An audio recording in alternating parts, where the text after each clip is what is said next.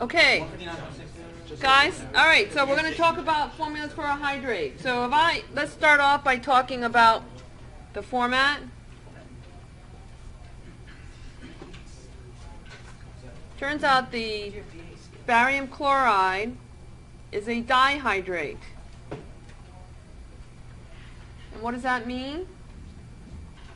For every 1 mole of this, how many moles of this do I have? 2 moles. I have 1 mole of barium chloride and 2 moles of water. What's the only type of compound that forms hydrates? Yep. Ionic compounds, right? When they form their crystals, they lock water in place. Okay? So the goal is to find the number of moles of each part, and in so doing, you can determine the ratio of the moles. How many moles of water do you have for every 1 mole of the compound? Okay? You with me? All right, so let's take a look at number 3. All right, we have Epsom salt. Anybody ever use Epsom salt? People take baths with it because it's supposed to soothe your tired muscles. Okay. Epsom salt is magnesium sulfate with some hydrate, and it's heated. You're going to do this in the lab. Then you come back from break. The water of hydration is lost. When we have 1.687 grams of sample heated, we have 0.824 grams of magnesium sulfate left. What's the formula for the salt? We need to find the value of X. Okay, so we have 1.687 grams of magnesium sulfate, and we heat it up.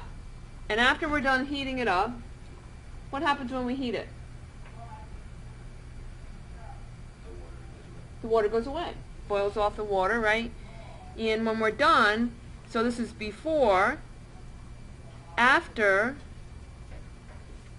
we have, let me see, 0.824 grams of magnesium sulfate left.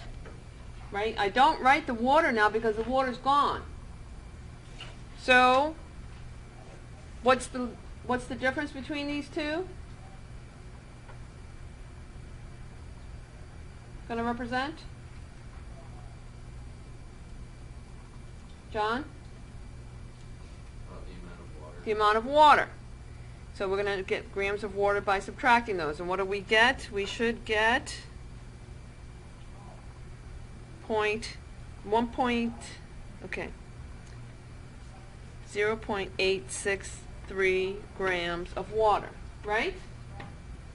So we have grams of water, we have grams of magnesium sulfate. Anyone know what we call a hydrated salt once we heat it up?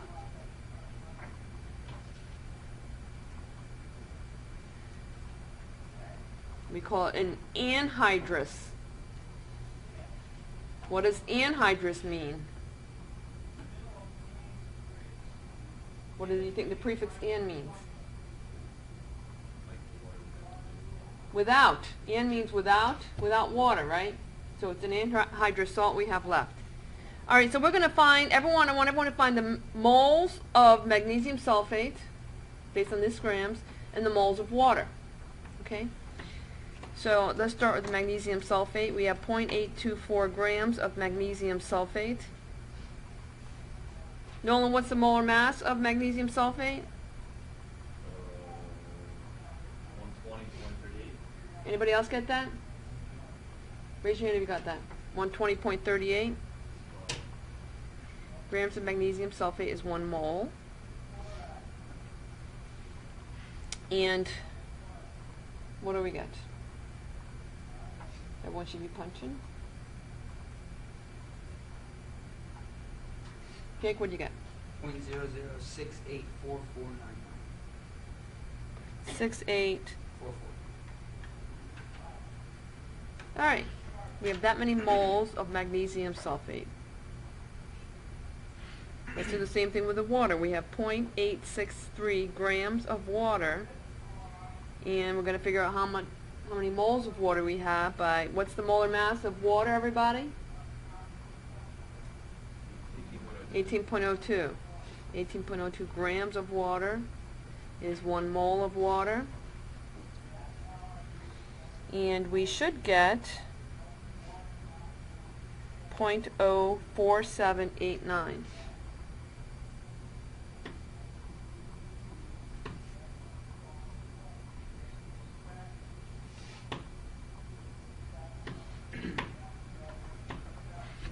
Alright, so I want to find out now how many moles of water I have for every 1 mole of magnesium sulfate. So how do I do that?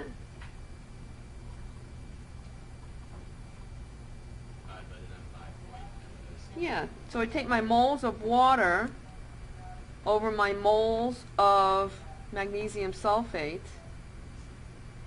and that will be 0.04789 over 0.00685.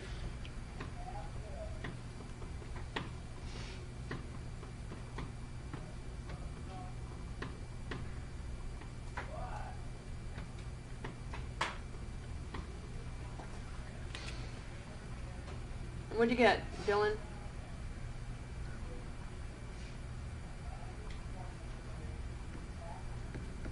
What'd you get, Sean?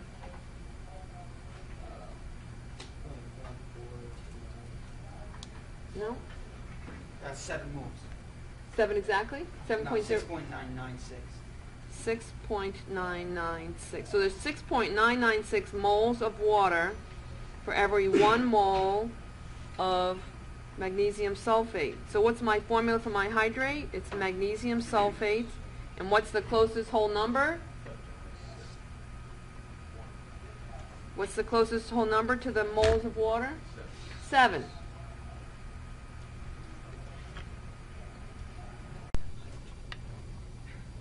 Alright, we're going to start with number 4. It says alum is used in cooking. It's potassium aluminum sulfate hydrate, kind of a strange duck, right? Potassium and aluminum, 2 metals. If the compound is heated to drive off the water and leaves only potassium aluminum sulfate, if 4.7 grams of the hydrate is heated, the sample loses 2.16 grams of water. So what's the formula for the alum? Well, we found the molar mass for the alum. Okay, so this is, we started with 4.74 grams of the hydrated, which means with water, salt, right? And it says the sample loses 2.16 grams of water. So minus 2.16 grams of water means I have the remainder left, and that would be 2.58 grams. And what would it be of?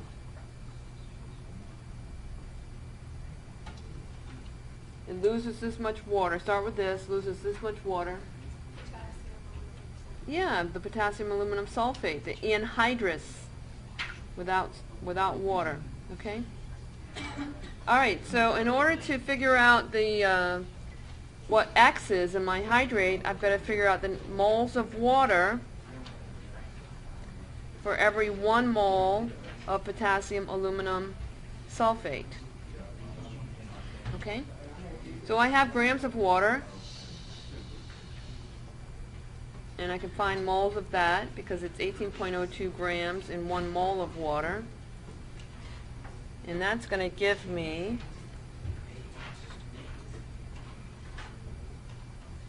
0.1199 moles of water. Now you should carry these sig figs beyond what you need.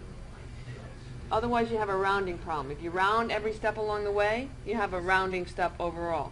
So either carry the number in your calculator, but if you don't, carry an extra sig fig or 2. Okay? So that's moles of water. Let's figure out how many moles of potassium aluminum sulfate we have. Alright, so we have 2.58 grams of the dried potassium aluminum sulfate. And 1 mole we said was 258.21 grams is 1 mole. So that will give us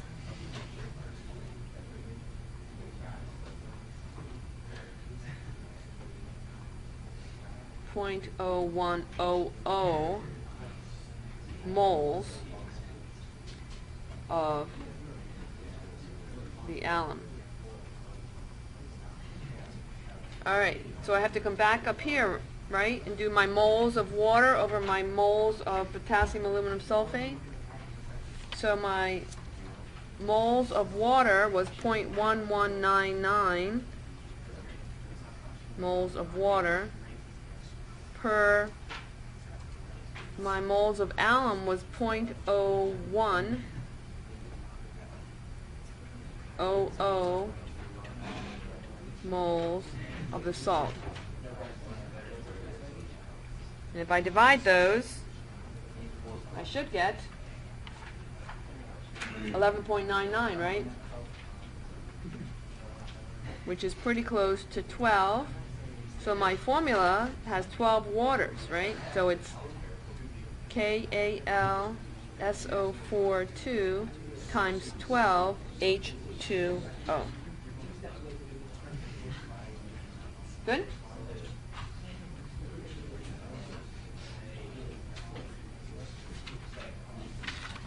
All right, let's do number 1.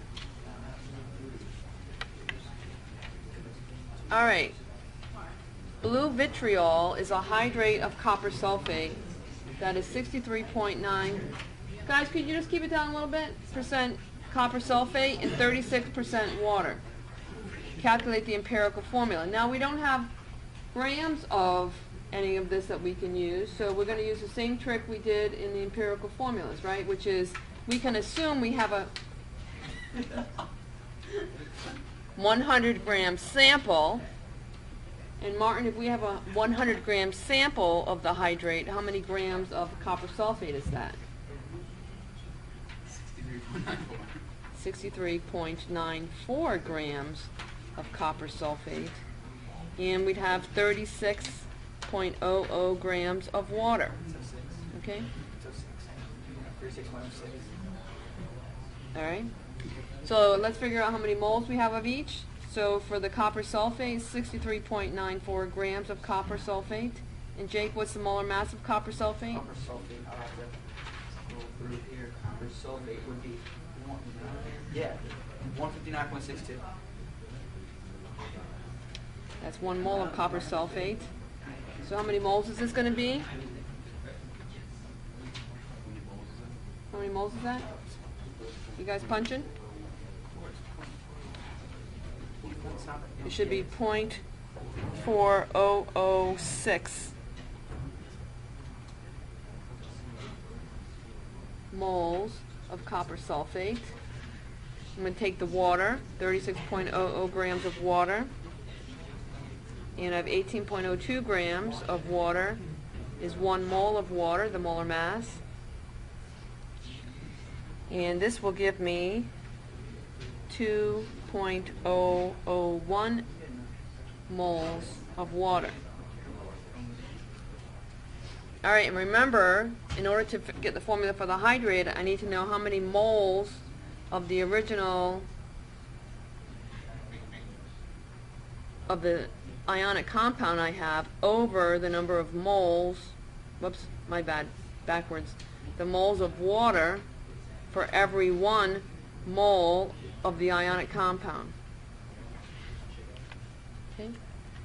So in this case I have 2.001 moles of water, and I have 0.4006 moles of copper sulfate, and what I get is pretty darn close to 5.0 moles of water, right, per mole of copper sulfate. If I wanted to carry the units, which just means I have, for one of these, I have 5 H2Os.